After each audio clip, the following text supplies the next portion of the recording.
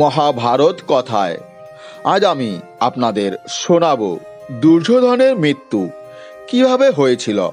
তার আগে হ্যাঁ বন্ধুরা, যারা আমার চ্যানেলে নতুন তারা অবশ্যই চ্যানেলটি সাবস্ক্রাইব করবেন আর ভিডিওটি অবশ্যই লাইক, শেয়ার এবং কমেন্ট করবেন। তো বন্ধুরা, চলুন জেনে নেওয়া যাক দুর্যোধনের মৃত্যু কিভাবে হয়েছিল।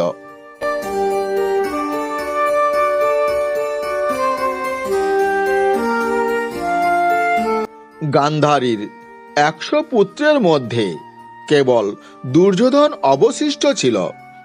তিনি একটি হ্রদের জলের নিচে অদৃশ্য হওয়ার জন্য একটি মন্ত্র ব্যবহার করেছিলেন, কিন্তু যুধিষ্ঠির তাকে শনাক্ত করেছিলেন এবং বলেছিলেন, দুর্যোধন, তুমি লুকোতে পারবে না। তখন দুর্যোধন চিৎকার করে ওঠেন, বলেন, আমি লুকোচ্ছি না, আমি আমার ভেতরের আগুনকে ঠান্ডা করছি। পৃথিবী এখন তোমার, সব নাও, সব কিছু, তুমি জিতেছ।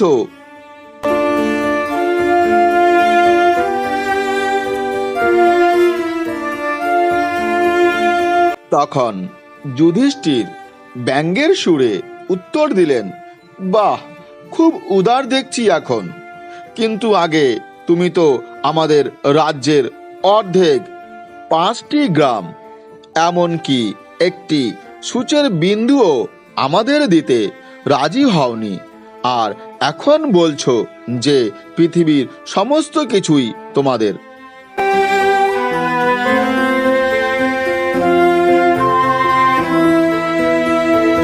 হুঙ্কার ছাড়েন এবং বলেন, দুর্যোধন, বেরিয়ে আসো জল থেকে এবং যুদ্ধ করো আমাদের সঙ্গে। এরপর দুর্যোধন তার গদা নিয়ে জল থেকে বেরিয়ে আসেন।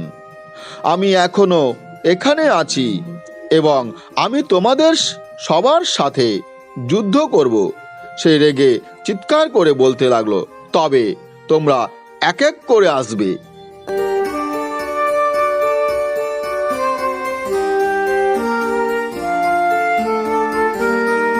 আপনি কি অভিমন্যুর সঙ্গে একা একা যুদ্ধ করেছিলেন? দুর্যোধনকে বললেন যুধিষ্ঠির, না, তুমি নেকড়েদের মতো আক্রমণ করেছিলে, কিন্তু আমরা ধর্মকে সম্মান করি, আমরা একক যুদ্ধে রাজি। আপনি যদি মারা যান তাহলে আপনি স্বর্গ পাবেন, আর যদি বেঁচে থাকেন তাহলে এ রাজ্য তোমারই থাকবে।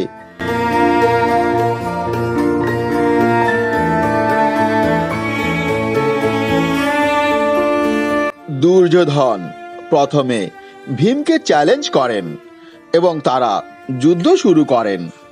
তিনি যেমন প্রতিজ্ঞা করেছিলেন, ভীম দুর্যোধনের উরু ভেঙে দিলেন। এরপর যুধিষ্ঠির বললেন, যথেষ্ট হয়েছে, তিনি এখনো আমাদের চাচাতো ভাই এবং একজন রাজপুত্র।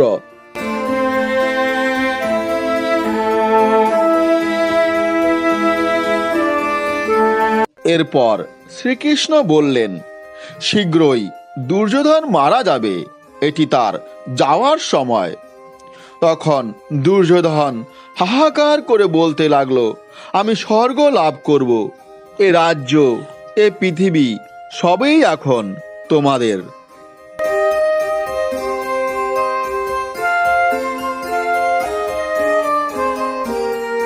বলরাম যুদ্ধে একটি পক্ষ বেছে নিতে অস্বীকার করেছিলেন।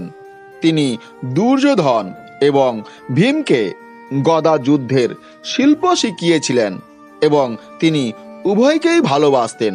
তাই ভীম যখন তার গদা দিয়ে দুর্যোধনের উরু ভেঙে ফেললেন, তখন দুর্যোধন চিৎকার করে বললেন, এটা সব নিয়মের বিরুদ্ধে।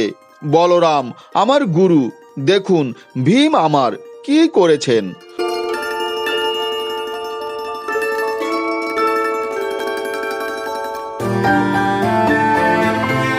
সঙ্গে সঙ্গে বলরাম হাজির হন এবং ভীমকে হত্যা করার জন্য তার লাঙল তুলে নেন, কিন্তু কৃষ্ণ তখন হস্তক্ষেপ করেন।